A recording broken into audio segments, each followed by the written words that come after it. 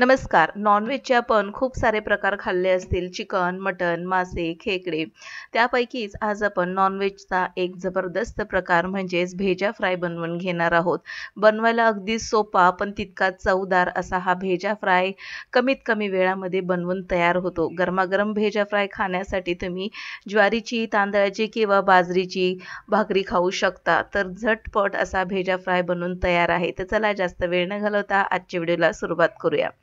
भेजा फ्राय बनवण्यासाठी इथे एका टोपामध्ये मी पाणी उकळत ठेवलेले आहे आणि त्यामध्ये अर्धा चमचा हळद घालून घेतलेली आहे. पाणी छान उकळलं की यामध्ये स्वच्छ धुवून घेतलेला बकऱ्याचा जो भेजा आहे तो घालून घ्यायचा आहे आणि याला आता आपल्याला थोडंसं उकडवून घ्यायचं आहे, बॉइल्ड करून घ्यायचं आहे. आता असं केल्याने काय होतं, भेजा आपण सुरुवातीला 2 पाण्याने धुवून घेतलेला आणि पुन्हा एकदा हळदीच्या पाण्यामध्ये उकडवून घेतल्यामुळे स्वच्छ असा तो निघतो. आता हा उकडवून घेतल्यानंतर आपल्याला याला काढून घ्यायचं आहे. तर साधारणपणे 5 मिनिटभर आपल्याला या पाण्यामध्ये असंच उकडवत ठेवायचं आहे. आता याला मी काढून घेते आणि हे पाणी आपल्याला ओतून द्यायचं आहे.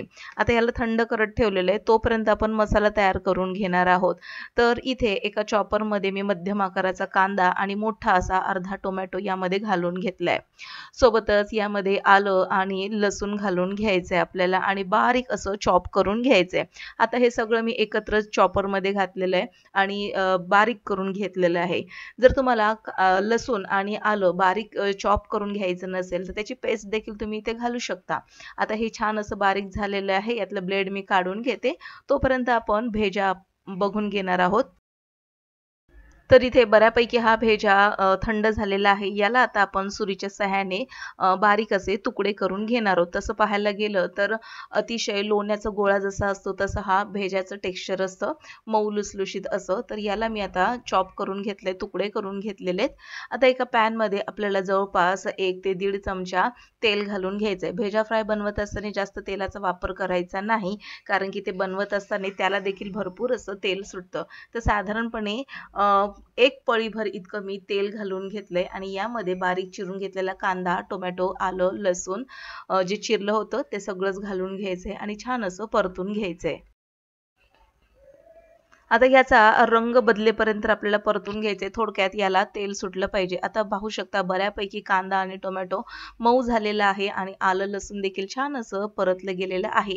यामध्ये आता आपल्याकडे जो मसाला असेल तो आपण घालून घ्यायचा आहे. माझ्याकडे कोल्हापुरी मसाला आहे, तो चमचाभर इथे मी घालून घेतलेला आहे. तुमच्याकडे आगरी मसाला असेल तर तो देखील घालू शकता किंवा मग साधा घरगुती मसाला देखील घालू शकता. थोडीशी हळद घातलेली आहे मी, कारण की आपण भेजा ज्यावेळेस बॉईल करत होतो त्यावेळेस देखील पाण्यामध्ये आपण हळद घातली होती. आता पुन्हा एकदा हे व्यवस्थित मिक्स करून घेऊया.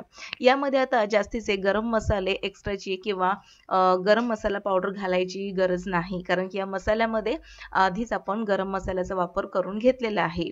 तर आता यामध्ये तुकडे करून घेतलेला भेजा जो होता तो घालून घेतलेला आहे आणि पुन्हा एकदा याला आपण मिक्स करून घ्यायचा. हलक्या हाताने मिक्स करायचा.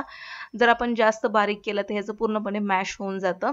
आणि आता हा बघा, भेजाने आता हे तेल सोडायला सुरुवात केलेली आहे. यामध्ये चवीनुसार मीठ घालून घेतलंय. पुन्हा एकदा मिक्स करून घ्यायचंय. आता तुम्हाला अंड्याची भुर्जी जशी वाटते तसा सुक्का जर भेजा फ्राय हवा असेल तर तसा तुम्ही आत्ता तयार झालाय तसा काढून घेऊ शकता. पण यामध्ये मला थोडंसं ओलसर हवाय म्हणून यामध्ये थोडंसंच मी पाणी घालून घेणार आहे. जवळपास अर्धा कप पेक्षा देखील कमी पाणी घातलेलं आहे आणि व्यवस्थित मिक्स करून घेणार आहे आणि याला आता आपण एक वाफ घेणार आहोत. तर आता हा भेजा पूर्णपणे शिजलेला आहे आणि थोडंसंच आपल्याला रस्सा हवा. यामध्ये रस्सा म्हणजे एकदम थोडंसं अंगचं पाणी जसं असतं तसं. यामध्ये आता भरपूर बारीक चिरून घेतलेली कोथिंबीर घालून घेतली आहे आणि आता गरमागरम भेजा फ्राय खाण्यासाठी तयार झालेले आहे. याला आता आपण सर्व करून घेणार आहोत एका प्लेटमध्ये. तर हा बघा, भेजा फ्राय तयार झालेला आहे. यावर कोथिंबीर घालून घेऊया. तर आजची भेजा फ्राय ही रेसिपी तुम्हाला कशी वाटली मला कमेंटमध्ये नक्की लिहून कळवा. रेसिपी आवडल्यास नक्कीच लाईक, शेअर आणि सबस्क्राईब करा. भेटू पुन्हा नवीन एका इंटरेस्टिंग रेसिपी सहित. तोपर्यंत बाय बाय.